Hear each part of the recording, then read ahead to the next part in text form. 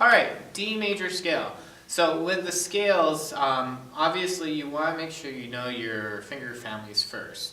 And then you can go into your scales and apply those different finger families, and then also realize some of the shifts. With the audition we're going to do for honor orchestra, it is only required to do D major, but I'm also giving your teachers a copy of the G major and the C major, just because those are the two keys, or the two other keys of the pieces that we're playing. So, with D major, we have two sharps. We have F sharp and we have C sharp. With F sharps, you should locate the two F sharps that you're going to be playing. So, if we're starting with our first finger on the C string for D, F sharp is going to be your fourth finger. But fourth finger normally on the C string is just F. So to get that F sharp, we're going to do the augmented finger pattern and then get that fourth finger to stretch. Now you don't have to move the thumb necessarily. You can do what's called a pivot so that you know how to stretch that fourth finger, and then you come back to first position and your thumb stays still. So the pivot is a very useful way to get around with these extensions up, these upper extensions. So we're going to start with D, E, extend your second finger for that E so that it sets up for the F sharp. So instead of using the E natural, which is your third finger, stretch that second finger to where your third finger normally goes, and then you have your E with your second finger, then you can easily hit that fourth finger extension. And then on the G string, we do something very similar. G, first finger, A. Instead of B with your third finger, we have to play C sharp with the fourth finger, so that means we have to extend. So to extend the second finger for B, and then we have C sharp with that extended 4. And then open D, E, F sharp, just like normal, third finger, G, A, B, C sharp with our third finger, and then D. And then you just come back down the same exact way. And when you get to the G string, make sure we pivot and get that fourth finger high, do a high 2 as well, and then extend backwards for the first finger for A. Same thing on the C string, F sharp, second finger E, extend back for D. And then that's pretty much the whole scale. These scales are written out in eighth notes, but I would practice all of these very slowly. Hold each note value for as long as you need to. It's good to practice them in half notes. Take your time, extend, pivot, open, and then first finger, extend, pivot, open. No extension, just third finger.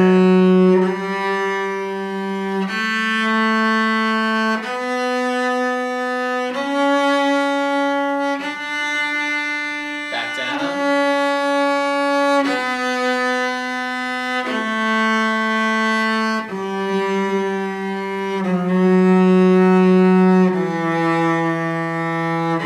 Here comes the pivot. Second finger. Extend back for A.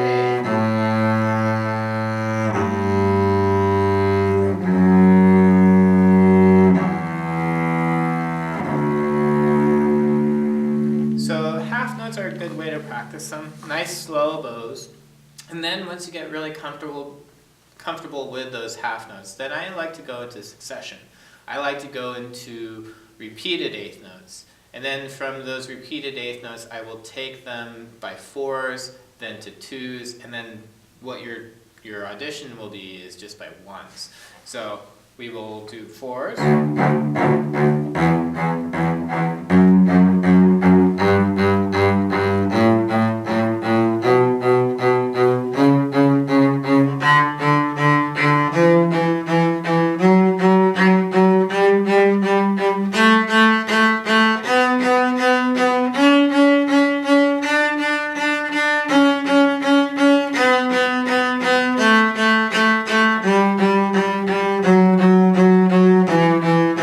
Stand.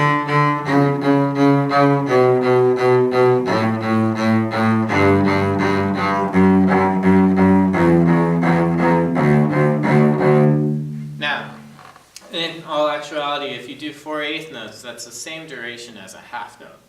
So you still have the same amount of time to set up the fingers, but now you're just doing repeated eighth notes, so a faster bow stroke. But then, what I like to do is just to go right into 2s and then right into 1s. So I'll show you the whole routine I like to do, starting with the half notes.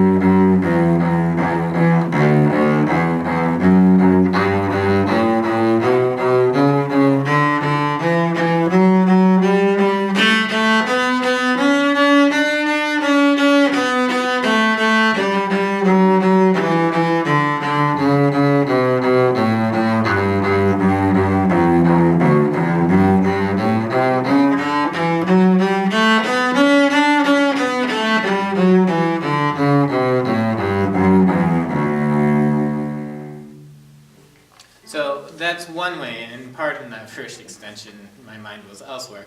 But when you go through this, just practice it slowly, get those half notes going, get the repeated eighth notes, and then push yourself. Taking the eighth notes going 4s to 2s to 1s is one way to just kind of see where you are. Most likely it's going to be very difficult for us to do those single eighth notes, but that's okay. Just keep working on it. You'll be impressed over time just by practicing it this way on a daily basis. You're eventually going to be able to come and do those single eighth notes. I hope that was useful. I will be also doing the other keys in another video.